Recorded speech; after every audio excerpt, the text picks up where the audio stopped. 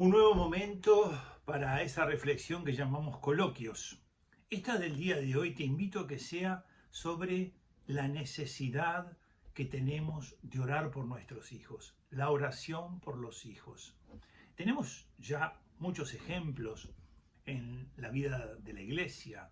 El más notorio es el de Santa Mónica, que justamente por esa oración incesante que cumplía al pie de la letra aquello que Jesús había enseñado, de que había que orar sin desfallecer, ella recibió aquella profecía del obispo cuando le dijo: un hijo de tantas lágrimas, y podríamos agregar, y de tantas oraciones, no se puede perder. La oración es como un movimiento de tierra que muchas veces no se percibe, es subterráneo. Es como esas realidades que pasan debajo de la tierra y que a veces uno no las percibe. Y allí se movilizan cosas, se mueven cosas. Y cuando comienza la oración, uno muchas veces está muy pendiente de algunos de los resultados que, que piensa se tendrían que obtener. Lo más importante es que tú reces con frecuencia, es decir, que tengas un compromiso permanente, no una realidad pasajera, sino permanente, que te tomes un determinado momento del día o de la tarde o de la noche. Sería ideal si pudieran ser los papás, el papá y la mamá, pero en caso de no ser así, ustedes, las mamás, son las guardianas, las custodias del poder que tiene la oración para poder transformar la vida de sus hijos. Muchas veces vemos peligros, muchas veces vemos que los peligros están cerca y a veces nos sentimos impotentes, sobre todo cuando comienza esa etapa en donde empieza la adolescencia y un distanciamiento, parece que las cosas que les decimos no les interesan y empezamos nosotros a visorar peligros que a veces ellos mismos no los ven en la magnitud que los vemos nosotros. La oración es eficaz, es poderosa. Es muy importante que lo hagas de modo permanente, que no busques el fruto a corto plazo, que no andes continuamente como tratando de revisar el lugar donde llegan las cartas para ver si ya llegó, es decir, si algo de lo que tú pides llegó. Y luego, y poco a poco, trata de ir abriendo tu corazón para que no solo la oración quede circunscripta a lo que pides, sino que también a lo que Dios va obrando, a lo que Dios va haciendo. Orar por nuestros hijos es una tarea irrenunciable, irrenunciable.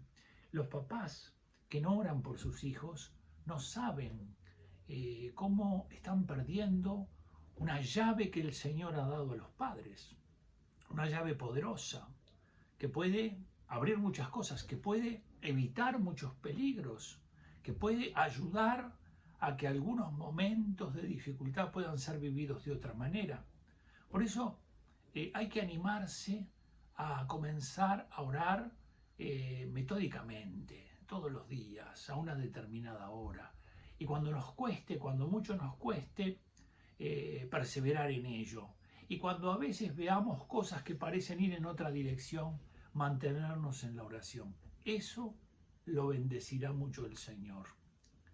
Y te aseguro que comenzarán a acontecer cosas. Porque los movimientos son subterráneos.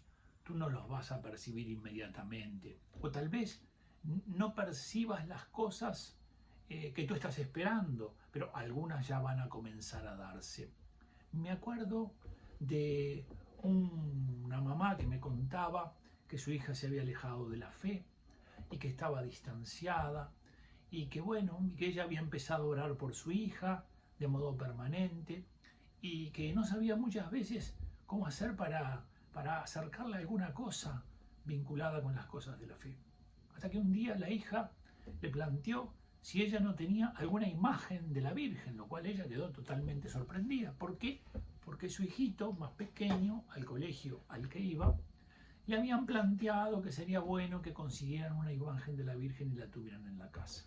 Seguramente esa oración de la mamá, silenciosa, oculta, paciente, silenciosa, oculta, paciente, fue muy importante en eso que aconteció en aquel momento. Hay que animarse. El Espíritu Santo en el mundo ha suscitado muchas veces los remedios para las enfermedades que estamos padeciendo. Y yo creo que uno de esos remedios es que esta espiritualidad de Santa Mónica, de orar por su hijo y por su esposo, esto del el poder de la oración de la madre, lo ha hecho también en nuestros tiempos. En muchos lugares se suscita esta necesidad. De hecho, hay un movimiento en Inglaterra que se llama la oración de las madres. Aquí en Uruguay hay algunas experiencias ya de ello, sobre todo en Montevideo, las conozco yo, no sé si en otras partes, pero te animo, son algunas mamás que se reúnen, ven qué día pueden, ven al mismo tiempo de qué forma realizar eso. Conozco dos experiencias, una que se reúnen y que rezan juntas, y otra que de pronto por la complejidad de la vida y por los horarios, cada una asume un compromiso de ir a hacer una hora de adoración ante el Santísimo por su hijo y por el hijo de las demás mamás. Son 5 en este caso, que están unidas justamente por este deseo de orar por los hijos, de pedir al Señor para que sus hijos puedan encontrarse con Él, pero también para que puedan ser alejados de los peligros, para que puedan recibir la bendición del cielo, para que puedan encontrar mujeres cristianas, novias cristianas, que puedan vivir en la castidad, que puedan querer un matrimonio santo,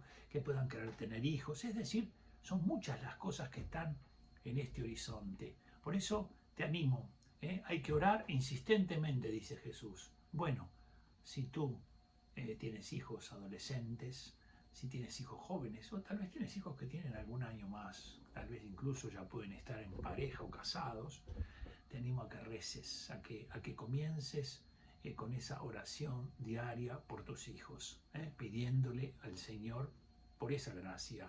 Incluso si son varios, nombrando a cada hijo, pidiendo por cada hijo. Y especialmente verás que ese movimiento subterráneo, que es una acción en realidad aérea, que es del Espíritu Santo, va a comenzar a dar pequeños frutos. Y que aunque te van a querer desalentar, el enemigo te va a querer desalentar, no te desalientes, porque un hijo de tantas oraciones no puede perderse. Yo te bendigo, especialmente te encomiendo a Santa Mónica, para que tú la invoques, para que te dé fuerza, para que puedas perseverar en el nombre del Padre, del Hijo y del Espíritu Santo. Amén.